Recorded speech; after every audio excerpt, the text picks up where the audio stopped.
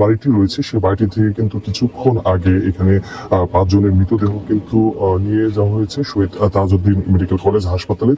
আপনাকে জানিয়ে রাখি যে এখানে এই যে বাসাটি সেই বাসাটিতে কিন্তু গত 4 মাস আগে ফোরকান নামে একজন প্রাইভেট চালক তিনি কিন্তু এখানে ভাড়া এসেছিলেন এবং গতকাল শুক্রবার গভীর রাতে এই হত্যাকাণ্ডের ঘটনাটি ঘটেছে বলে কিন্তু এমনটি আমরা জানতে পেরেছি। আপনাকে আরেকটা বিষয় জানিয়ে রাখি, আমরা কিছুক্ষণ আগে একটি চাঞ্চল্যকর তথ্য পেয়েছি, সেটি হলো এই যে 5 জন যে লাশ সেই লাশের উপর কিন্তু কম্পিউটারে টাইপ করে অভিযোগ পাওয়া গিয়েছে 5টি এবং সেই অভিযোগে আমরা কিন্তু দেখেছি সেখানে কাগজে মুদ্রিত ছিল স্ত্রী শারমিন খানম।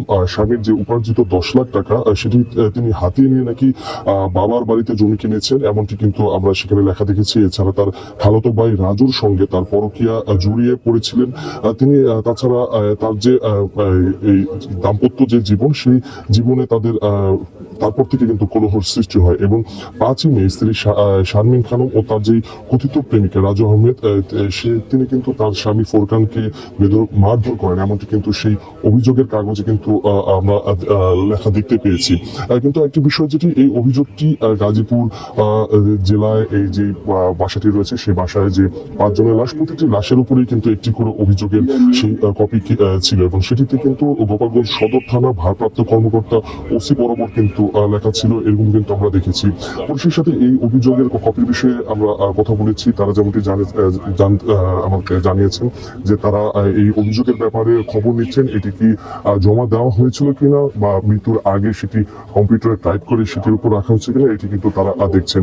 আমরা কিন্তু দেখছি কিছুক্ষণ আগে গাজীপুর জেলা পুলিশ সুপার ঘটনাস্থলে এসেছেন এবং তিনি কিন্তু পরিদর্শন করছেন। তাছাড়া এর আগেও এখানে সিআইডি পিবিআই তারা এসে ঘটনাস্থলে বিভিন্ন আলামত তারা সংগ্রহ করেন এবং সংগ্রহ শেষে স্রোতালের পরে কিন্তু সেই 5 জনের যে মৃতদেহ সেটি কিন্তু শহীদ তাজউদ্দিন মেডিকেল কলেজ হাসপাতালে কিন্তু প্রেরণ করা হয়েছিল। আপনাকে জানিয়ে রাখি যে এই যে বাড়িটি সেই বাড়িটি কিন্তু একজন প্রবাসী মনির হোসেন তার বাসায় এবং এই বাসায় কিন্তু ফোরকান 4 মাস আগে ভাড়া নেন এবং তার স্ত্রী শারমিন এবং তার যে 3 মেয়ে তারা কিন্তু এখানে বসবাস করতেন এমনটি কিন্তু আমরা দেখেছি। স্থানীয়দের সাথে কথা বলেছি, তারা গতকাল রাতে ফোরকানকে কিন্তু দেখতে পেয়েছিল বাসায় প্রবেশ করতে এবং তারপরেই এই হত্যাকাণ্ডের ঘটনার পর কিন্তু তিনি পলাতক রয়েছেন। এখন পর্যন্ত পুলিশ চেষ্টা করছেন তাকে দ্রুত গ্রেপ্তারের জন্য। হত্যাযজ্ঞের অভিযোগ। এদিকে নিহত 5 জনের দাফন সম্পন্ন হলেও এখনো গ্রেফতার হয়নি মূল আসামি। স্বজনদের কান্না আর এলাকাবাসীর আতঙ্ক যেন থামছেই না। তবে পুলিশ জানিয়েছে প্রকৃত খুনিকে ধরতে